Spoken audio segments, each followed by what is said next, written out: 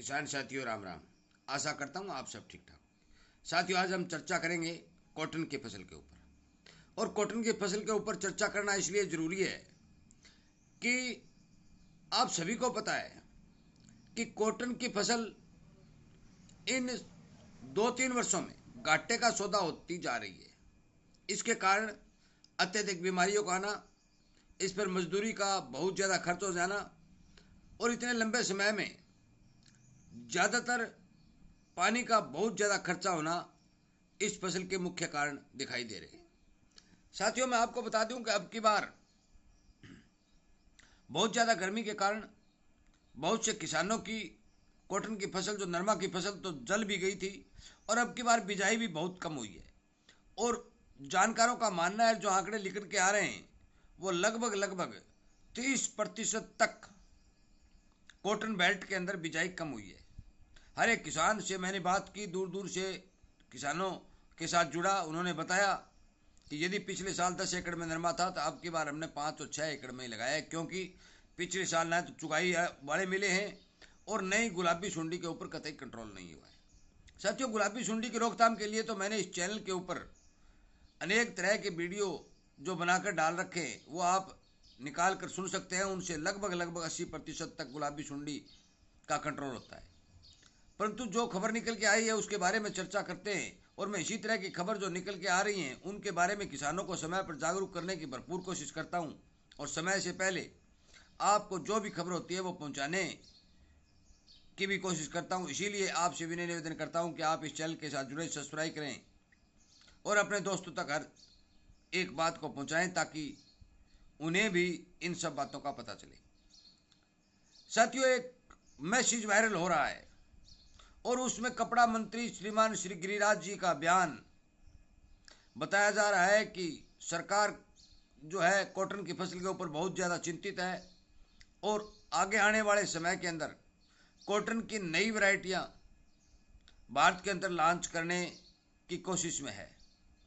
मैं मानता हूं साथियों, हो सकता है सरकार कोशिश करती होगी, परंतु यह इतना आसान नहीं होता।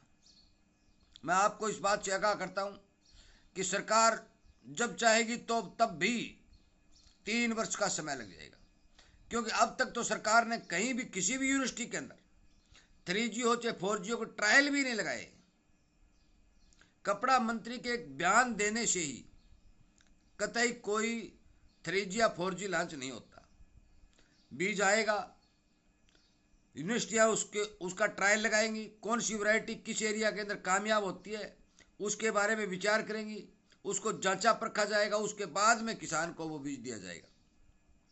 साथियों, ये लंबा समय है, 3-4 वर्ष का समय है और इस 3-4 वर्ष में यदि किसान ने कॉटन की आने वाली भयानक बीमारी, जो अब मौके के ऊपर गुलाबी सुंडी दिखाई दे रही है, उसको रोकने की कोशिश नहीं की तो आप मान के चलो कि पिछले साल से भी प्रोडक्शन भी कम होगा और किसान को नुकसान भी ज़्यादा होगा। साथियों, मैं आपको बता देना चाहता हूं कि मंत्री लोग जो बयान दे देते हैं, ये बयान देने मात्र से कोई समस्या का हल नहीं होता। समस्या का हल जब होता है जब किसी रोग की दवा का आविष्कार किया जाए। वो सिस्टम अब तक नहीं चला है। सफ़ेद मच्छर आया था और सफ़ेद मच्छर को मारने के लिए प्राइवेट कंपनियों वालों ने कुछ न कुछ दवाइयाँ निकाली, किसान को बेतहाशा लूटा गया, परंतु सफ़ेद मच्छर को मारने की कोई असरदार दवा जो है साबित नहीं हुई। उसी तरह अब गुलाबी सुंडी चल रही है। इस गुलाबी सुंडी की रोकथाम के लिए भी कतई कोई किसी प्रकार की दवा जो है बाजार के अंदर इसके ऊपर काम करने वाली प्रभावी रूप से दिखाई नहीं दे रही है। साथियों, सरकार की एक कमी रहती है कि जब सरकारों को ये पता चलता है कि ये बीमारी इस फसल में आ रही है तो उस बीमारी को रोकने के लिए क्यों न समय रहते दवा का आविष्कार किया जाए ताकि उस बीमारी को कंट्रोल किया जा सके। साथियों, नए बीज आएंगे तो नई बीमारी आएगी। इसलिए इस मैसेज के ऊपर इतना ज़्यादा गहरा ध्यान देने वाली बात मुझे नहीं लगती और मुझे लगता है कि ये 3G 4G आएगा तो उसमें भी समय लग जाएगा। साथियों, अब की बार कॉटन की फसल की हालात ख़राब है। अभी से मैंने देखा है कि मेरे खेत में ट्रैप लगे हुए हैं, उन ट्रैपों के अंदर गुलाबी सुंडी की फिटकली आनी शुरू हो गई है।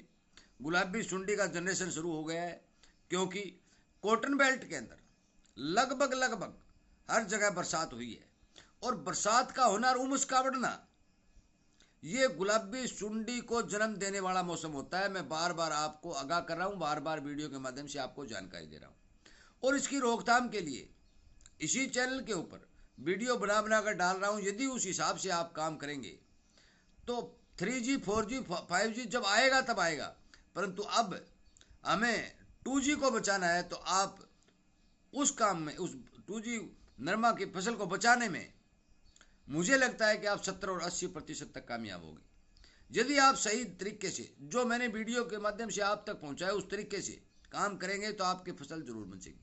साथियों, मेरा वीडियो बनाने का एक ही मकसद था कि जो मैसेज वायरल हो रहा है उस मैसेज की ओर ध्यान नहीं देकर आप अपनी फसल पर फोकस करें। मौसम बड़ा सुहावना और खतरनाक हो, दोनों ही बात है। सुहावना मनुष्य के लिए, फसल के लिए, परंतु खतरनाक जो बीमारियां फैल रही है उनके लिए खतरनाक है। इसलिए कृपया करके अपनी फसल के समय पर देख रेख करें। अब की बार कॉटन की बिजाई आपको मैंने बता दी कि 30% घट कम है, उत्पादन कम होगा, इसमें कोई दो राय नहीं है। क्योंकि बिजाई कम है तो बीमारी भी आएंगी। बहुत से किसान ऐसे भी हैं जो कोई काम नहीं करेंगे, वो कहेंगे कि भगवान का रोग फैलाया हुआ है, भगवान ही कंट्रोल करेगा। साथियों, ऐसा नहीं है।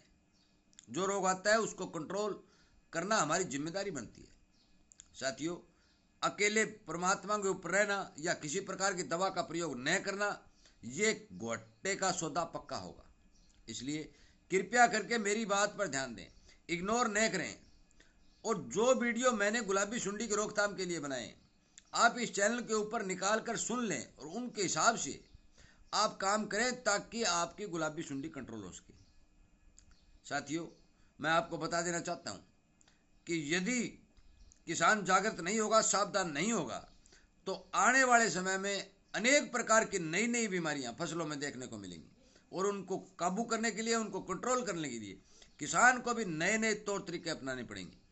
साथियों, इसीलिए मैं ये कहता हूं कि पुरानी वाली खेती चली गई, नई वाली खेती जो है वो एक तकनीकी के हिसाब से चल रही है। आप बिजनेस के हिसाब से खेती करेंगे तब आप कामयाब होंगे।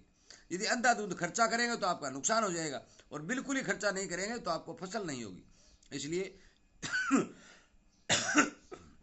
नियमित रूप से खेती के ऊपर जायज खर्च करके अच्छी पैदा लेने की कोशिश करें। साथियों, मेरे इस वीडियो को हर जन तक, किसान तक पहुंचाने की कोशिश करें और उससे प्रार्थना करें, अपने दोस्त मित्र से अनुरोध करें कि वो भी अपनी फसल के अंदर पूरी तरह निगरानी करके, सही दवा का प्रयोग करके और अपनी फसल को रोगों से बचाए, ताकि किसान को ठीक प्रकार से खेती में पैदावार मिल सके। साथियों, वीडियो सुनने के लिए, चैनल को प्यार देने के लिए, चैनल के साथ जुड़ने और सब्सक्राइब करने के लिए आपका बहुत बहुत धन्यवाद।